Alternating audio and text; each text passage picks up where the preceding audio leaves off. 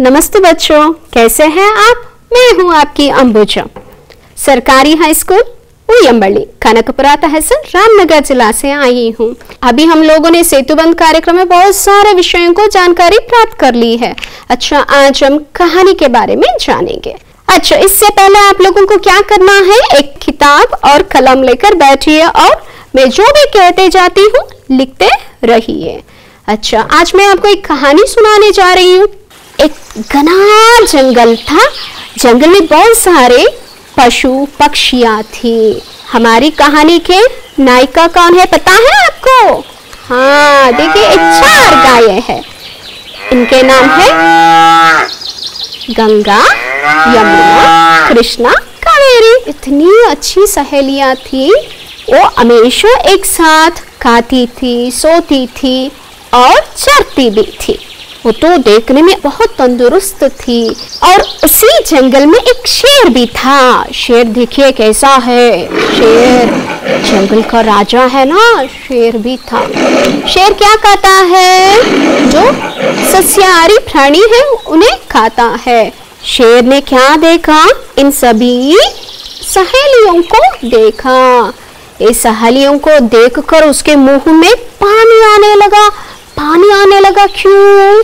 उसे मैं खाऊंगा, एक एक करके खा लूंगा तो बहुत दिनों तक मेरा भूख शांत हो जाएगा। ये तो इतनी अच्छी कट्टी है ना। हाँ, मगर एक दिन उसने क्या किया? इन 4 गायों पर आक्रमण किया और 4 गायों ने मिलकर क्या किया? हाँ, उन्हें भगा दिया। और उसके बाद क्या हुआ? एक छोटी सी विषय पर उन 4 सहेलियों में झगड़ा हो गया। तो क्या हुआ? झगड़े की वजह से 4 के मन मुरझाव हो गया। तो उन्होंने क्या किया? एक एक करके वे अलग हो गए। क्या हो गए? एक एक करके अलग हो गए। हाँ, रूठ गए, एक दूसरे से रूठ गए और निकल गए ಅಂತಂದ್ರೆ 4 ಜನ ಸ್ನೇಹಿತರು ಏನಿದ್ರಲ್ಲ, ಇವರು ಕೋಪ ಮಾಡ್ಕೊಂಡು ಒಂದು ಸಣ್ಣ ವಿಚಾರದಿಂದ ಕೋಪ ಮಾಡ್ಕೊಂಡು ಒಬ್ರು ಇನ್ನೊಬ್ಬರನ್ನ ಮಾತಾಡ್ಸಿರೋ 4 ಜನ ಬೇರೆ ಬೇರೆ ಆಗೋದ್ರು। ಇದರಿಂದ ಏನಾಯ್ತು? शेर बहुत खुश हुआ। क्यों? अभी 4 गाय एक साथ नहीं है ना, तो इतना खुश हुआ। उसके लिए खाने के लिए भोजन आराम से मिल सकता है ना। हाँ, तो उसने दहाड़ लगाई ಅಂತ ಖುಷಿಯಿಂದ ಸಂತೋಷದಿಂದ ಅದೇನ್ ಮಾಡ್ತು? ಒಂದೇ ಹಸುವಿನ ಮೇಲೆ ಆಕ್ರಮಣ ಮಾಡಕ್ शुरू ಮಾಡ್ತು। एक एक गाय के ऊपर उन्होंने आक्रमण किया। किसने? शेर ने आक्रमण किया। उसके बाद क्या हुआ? एक एक करके सभी 4 सहेलियों को शेर ने खा लिया। ये अच्छा हुआ या बुरा? बच्चों सोचो, ये तो बुरा हुआ ना। हाँ, इसलिए हम लोगों को क्या नहीं करना चाहिए? आपस में झगड़ा नहीं करना चाहिए। जब तक वे 4 गायें आपस में मिले जुले थे तब तक शेर भी उसे खा नहीं सका। जब वे झगड़ा करके दूर हो गए तो आराम से शेर ने एक के बाद एक 4 गायों को खा लिया। ये तो बहुत बुरा बात है। इसलिए हम लोगों को ये देखना जरूरी है कि आपस में मिलजुल कर रहना है। तो क्या है बच्चों? एकता में बल है। जब तक हम एक रहेंगे तब तक हमें कोई भी नहीं हरा सकता है। अगर हम दूर हो जाएंगे तो हमें आराम से कोई भी क्या कर सकता है?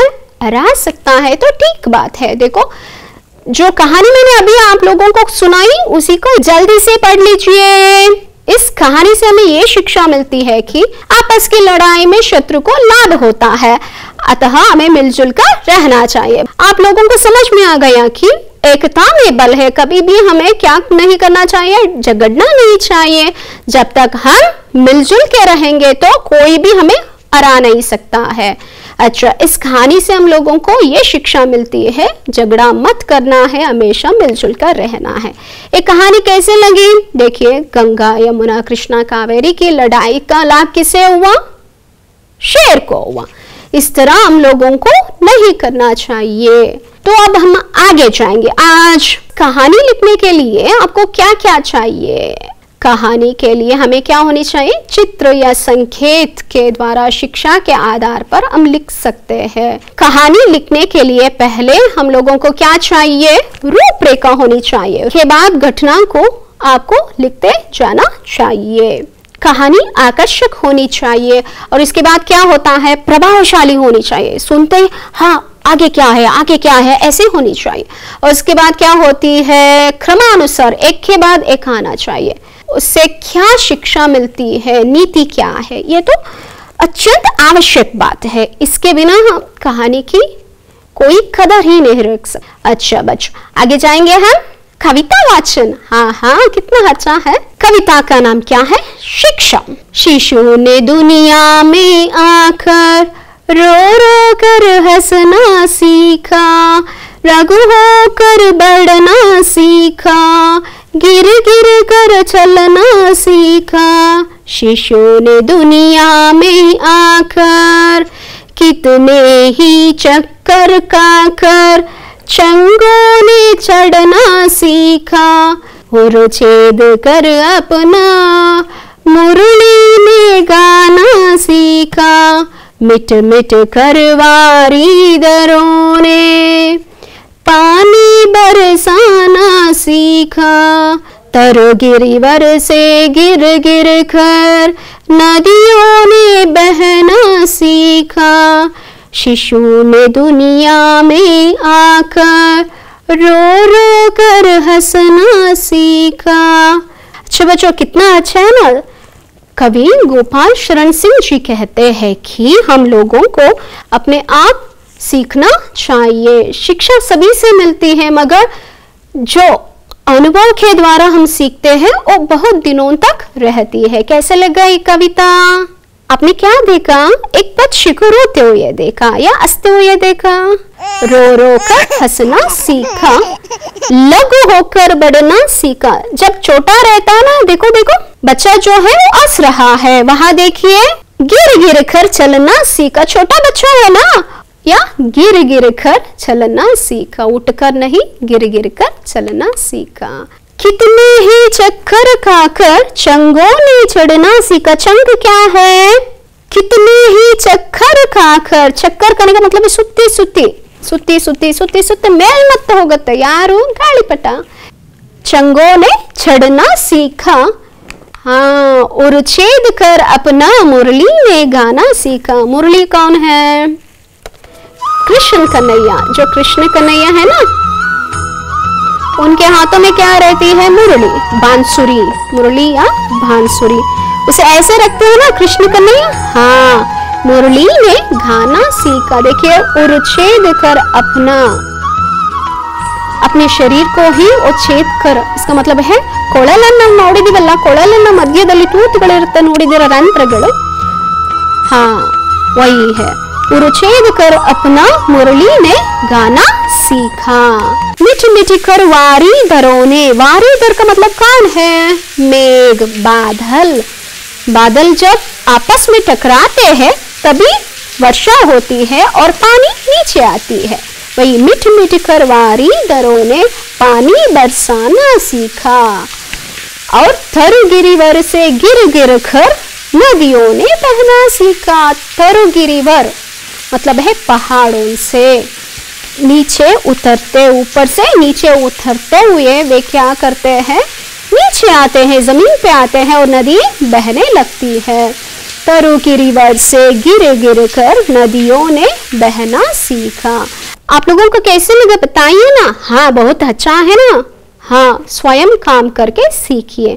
अच्छे बच्चों, आपने इसे देखा है क्या? ये क्या है? इनलैंड लेटर है। और क्या है? आजकल का हम लोग मोबाइल का उपयोग कर रहे हैं बातचीत करने के लिए। तो आज हम किस विचार के बारे में जानकारी प्राप्त करेंगे? पत्र लेखन। पहली है व्यावहारिक और दूसरी है पारिवारिक। व्यावहारिक पत्र का मतलब क्या है? किसी भी ऑफिस को या पाठशाला में जो अध्यापक रहता है ना, कक्षा अध्यापक हो या प्रधान अध्यापक हो, उन्हें लिखते हैं ना हम पत्र, उसे हम क्या कहते हैं? व्यावहारिक पत्र। केबी को या किसी भी सरकारी दफ्तर को जो कोई भी हम पत्र भेजते हैं उसे हम व्यावहारिक पत्र के अंतर्गत लेते हैं। तो पारिवारिक पत्र कौन सी है? जैसे हमारी माता है, पिता है, हमारे मित्र, बहन, भाई, उन लोगों को जो भी हम पत्र लिखते हैं उसे हम कौन सी पत्र कहते हैं? पारिवारिक पत्र। तो व्यावहारिक पत्र के अंतर्गत आमतौर पे कक्षा में जो पत्र लिखते हैं वो है छुट्टी पत्र। आप लोग विद्यार्थी लोग आप अपने अध्यापक को लिखते हैं ना, कौन सा पत्र? छुट्टी पत्र। अस्वस्थता के कारण, अस्वस्थता का मतलब क्या है? हुशारिल्ला।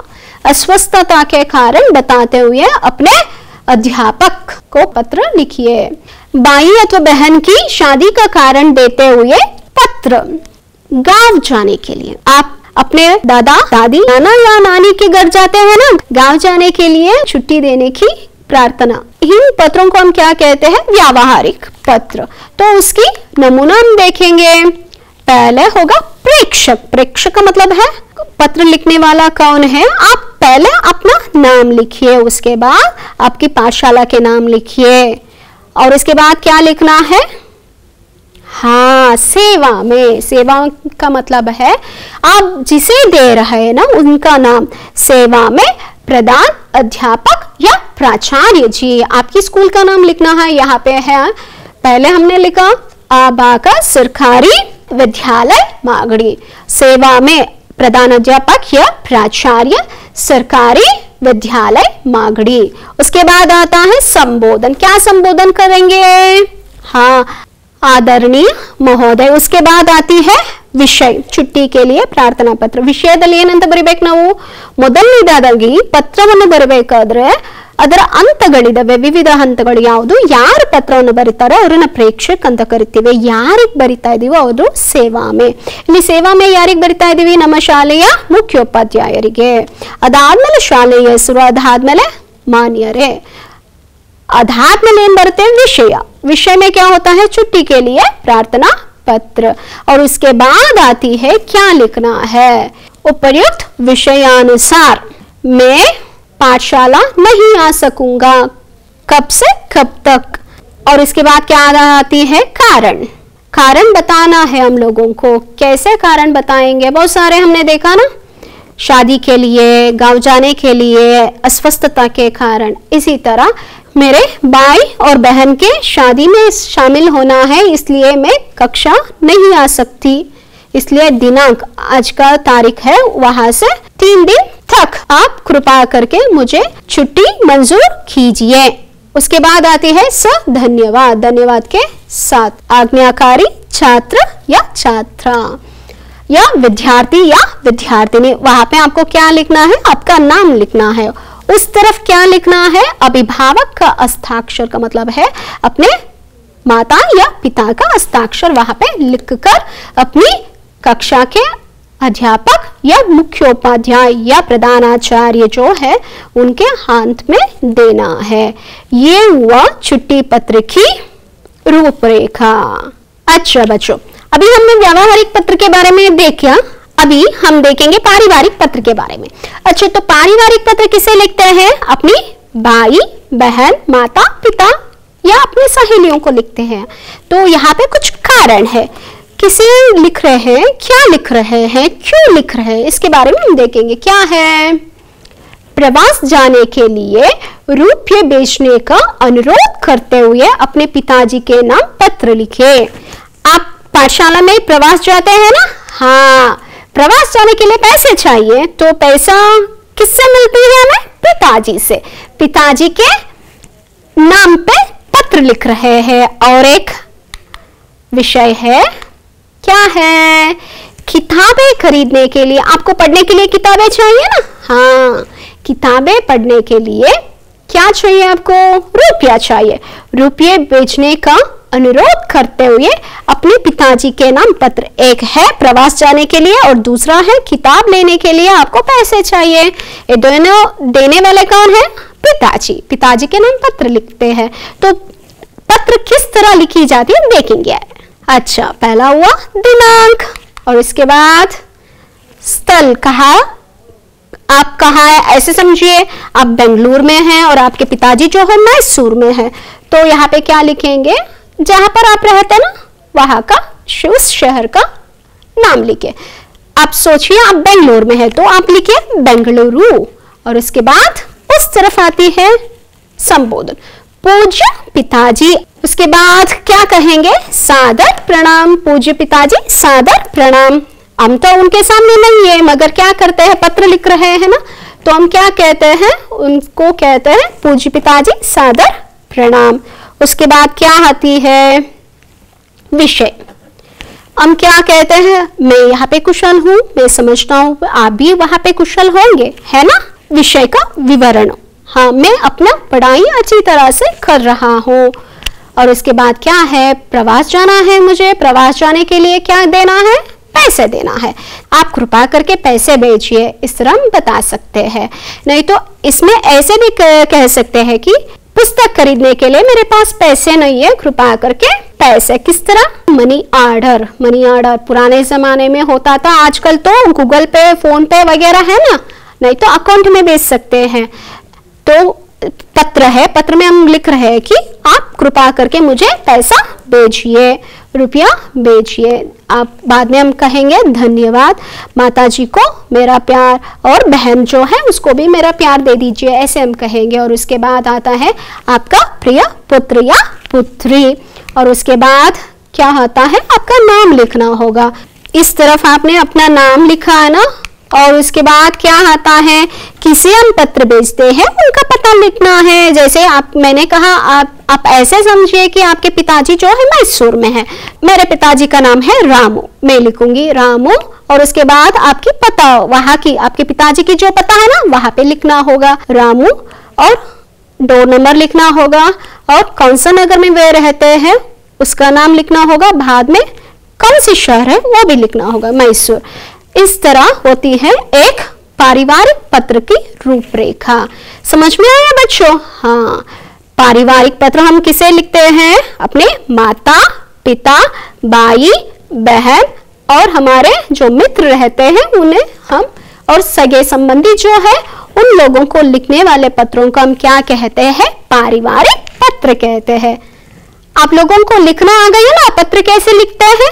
अच्छा बच्चों, अब पत्र लिखना तो आपको आ गया, कहानी लिखना भी आपको आ गया, और कविता लिखना भी आपको आ गया है, ऐसे मैं समझती हूँ। हाँ, आगे हम क्या करेंगे? हाँ अच्छा, अभी हमने देखा है ये जो चित्र है, यहाँ पे आपके लिए मैं 4 चित्र रखी हूँ। पहले हमने क्या देखा? कहानी। दूसरा हमने क्या देखा? हाँ बताओ सोनू। हाँ, कविता। ये 4 चित्र जो है उसके आधार पर आपको क्या लिखना होगा? कहानी। आपकी मर्जी है, इन 4 चित्रों में कोई भी एक चित्र को चुनिए, इन चित्रों के आधार पर एक कहानी लिखिए, और उसके बाद आती है इन चित्रों के आधार पर एक कविता लिखिए। और अभी आपने क्या सीखा? पत्र लेखन। तो अपनी पढ़ाई के बारे में बताते हुए पिताजी के नाम एक पत्र लिखिए। क्या लिखना है? पत्र। किसे लिखना है? पिताजी को। एक कौन सा पत्र है? पारिवारिक पत्र। और आगे है कोई कारण बताते हुए, कोई कारण बताते हुए प्रधान अध्यापक जी के नाम छोटी पत्र लिखिए। हाँ, मैंने बहुत सारे कारण दिया था ना, कौन कौन सा है बताओ? अस्वस्थता के कारण, अस्वस्थता का मतलब है बीमारी के कारण, गांव जाने का, शादी में भाग लेने का, ये सभी कारण है। कोई भी कारण दे दो और एक पत्र लिख दो, ये हुआ। अच्छा, तो अभी वक्त है क्या करने के लिए? साफल्य परीक्षा लिखने के लिए। कक्षों में आपको देते हैं ना साफल्य परीक्षा, यहाँ पे बहुत सारे प्रश्न मैंने दिया है आपको, 15 प्रश्न दिया है, उसमें वो भी मल्टीपल चॉइस है, एमसी क्वेश्चन से उसका उत्तर आपको लिखना पड़ेगा। तो बच्चों एक एक करके लिखते जाइए, साफल्य परीक्षा में लिखते जाइए, और अपने अध्यापक या अध्यापिका जो है कक्षा के अंदर उनको दिखाना है साफल्य परीक्षा है आपके लिए। कृपा करके सभी प्रश्नों को लिखिए। पहले प्रश्न कौन सी है बताइए? भाषा की सबसे छोटी इकाई है। भाषा की सबसे छोटी इकाई है, वर्ण है, पद है, अक्षर है या वाक्य है? बताइए कौन सा है? हाँ, उत्तर मिला आपको, लिखिए। और दूसरा कौन सी प्रश्न है, किसी व्यक्ति, वस्तु, स्थान या भाव आदि के नाम को कहते हैं, क्या कहते हैं? अच्छा, मेरा नाम क्या है? अंबुजा। अंबुजा क्या है व्याकरण की दृष्टि से? अंबुजा का नाम क्या है बताइए, आपको समझ में आई ना? हाँ, मिली उत्तर, है ना? हाँ, तीसरा प्रश्न कौन सी है, क्या है? मुझे वो पुस्तक कक्षा में मिला। मुझे वो पुस्तक कक्षा में मिला, रेखांकित शब्द है, वहां पे रेखांकित है मुझे वो। ये क्या है व्याकरण की दृष्टि से? विशेषण है क्या, सर्वनाम है, क्रिया है या संज्ञा है? आपको लिखना है इस प्रश्न का उत्तर। और चौथा प्रश्न क्या है, पुस्तकालय में लगभग 10,000 पुस्तकें हैं। वाक्य को और एक बार सुनिए, पुस्तकालय में लगभग 10,000 पुस्तकें हैं। इसमें कौन से है? संख्यावाचक है क्या, सार्वनामिक है क्या, गुणवाचक या परिमाणवाचक? इसका उत्तर क्या है? हाँ, याद आइए ना, जल्दी से लिख लो। और पांचवा प्रश्न कौन सी है, हिंदी भाषा में स्वरों की संख्या कितनी है? हिंदी भाषा में स्वरों की संख्या कितनी है? आपको पता है वर्णमाला में स्वर कितने हैं, व्यंजन कितने हैं, और उसमें बहुत सारे अंश भी है। स्वर में भी 2 प्रकार है और हाँ, व्यंजन में बहुत सारे प्रकार है। लिखो, हिंदी भाषा में स्वरों की संख्या है कितनी? 10, 11, 5, 8। हाँ, उत्तर लिख लिया आप लोगों ने? अच्छा, आगे जाएंगे। क्ष, त्र, ज्ञ। क्ष, त्र, ज्ञ को क्या कहते हैं? ये हिंदी वर्णमाला में है ना, क्या कहते हैं? इसका चयन कीजिए। संयुक्त व्यंजन, द्वित्व, अक्षर, स्वर, क्या कहते हैं इसे? क्ष, त्र, ज्ञ को। उत्तर मिले? अच्छा, हम आगे जाएंगे। ये क्या है? दूध सेहत के लिए अच्छा है। दूध सेहत के लिए अच्छा है, दूध सेहत के लिए अच्छा है। रेखांकित शब्द क्या है? रेखांकित शब्द कौन सा है? दूध। तो ये क्या है? जातिवाचक है या भाववाचक है, द्रव्यवाचक है या व्यक्तिवाचक है? इसका चयन करके लिखिए। लिख लिया आप लोगों ने? हाँ, अच्छा। 8वां प्रश्न की ओर हम जाएंगे। लड़की शब्द का अन्य वचन। वचन हमने देखा ना, एक वचन और बहुवचन के बारे में हम लोगों ने जाना है ना। अच्छा, मेरे हाथ में एक क्या है? कलम है, एक है, तो एक वचन। तो मेरे सामने देखिए क्या है? फूल है। कितने हैं? 2 है, तो यह हुआ बहुवचन। एक वचन बहुवचन के बारे में हम लोगों ने जान लिया है ना। अच्छा, ठीक बात है। तो इसमें कौन सा है? लड़की शब्द का अन्य वचन रूप क्या है? लड़की शब्द का अन्य वचन रूप क्या हो सकती है? आप ही सोचकर बताएं। लिख लिया आपने? ठीक बात है। 9वीं कौन सी है? गंगा नदी हिमालय से निकलती है। कौन निकलती है? गंगा नदी हिमालय से निकलती है। अच्छा, इसमें कौन सी कारक है आपको समझाना है या लिखना है? क्या है? अपादान कारक है क्या, कर्ता कारक है क्या, कर्म कारक है क्या या अधिकरण? इसमें कौन सी कारक का उपयोग हम लोगों ने किया है आपको लिखना है। लिख लिया आप लोगों ने? अच्छा, चलो। अच्छा बच्चों, ये प्रश्न क्या है? देखिए, ये मेरी कलम है, यह मेरी कलम है। यह वाक्य इसका उदाहरण है। किसका उदाहरण है? पुरुषवाचक का या प्रश्नवाचक का, निश्चयवाचक का या अनिश्चयवाचक का? सोच लिया आप लोगों ने? जल्दी से लिखिए। अच्छा, अगला प्रश्न क्या है? लाल गुलाब, सफेद दूध, नीला गगन, इन शब्दों में रेखांकित शब्द व्याकरण की दृष्टि से कहते हैं, इसे क्या कहते हैं? विशेषण, संज्ञा, सर्वनाम, कारक। क्या कहते हैं? अभी मेरे सामने एक फूल है, ये किस रंग की है? केसरिया। तो ये क्या है? विशेषता है, फूल की विशेषता है। तो आपकी समझ में आ गई, मैंने ही बता दिया ना। हाँ, विशेषण है, संज्ञा है, सर्वनाम है या कारक है। लिखिए। और उसके बाद आती है किसी कार्य के होने या करने का बोध कराने वाले शब्दों को कहते हैं, क्या कहते हैं हम? सोचो। कारक कहते हैं, काल कहते हैं क्या? क्रिया, सर्वनाम। हाँ, सोचो, समझ में आ गई ना? लिखो जल्दी से, क्योंकि इसे मैंने ही पढ़ाया था। किसी कार्य के होने या करने का बोध कराने वाले शब्दों को कहते हैं। अच्छा, अगला प्रश्न कौन सी है? क्रिया। क्रिया के कितने भेद है? मैंने बताया था ना आपको, कितनी है? 2 है क्या? 4 5 3। 2 4 5 3। कितने प्रकार है क्रिया के? मिली ना? लिखो जल्दी से। अगला प्रश्न कौन सा है? राम आम खाता है। क्या खाता है राम? आम खाता है।